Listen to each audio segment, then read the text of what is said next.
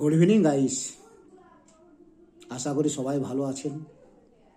খুব ঠান্ডা, এই ঠান্ডা নিয়ে একটা কবিতা লিখেছি। শীতকাল।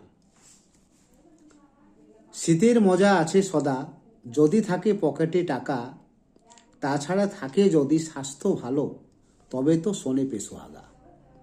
শীতের আমেজ, ঘোরা ফেরা, পোশাক আশাক ও রিচ খাওয়া।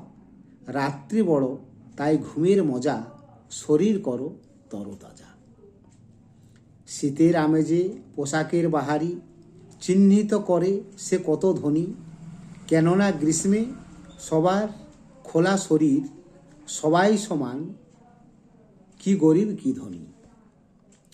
নানা রকমের ফল সবজি, মাছ মাংস ও ডিম আদি। নিরামিষ ভোগী খাও পিঠে পোলাও, ঘি ক্ষীর পেড়া পনির।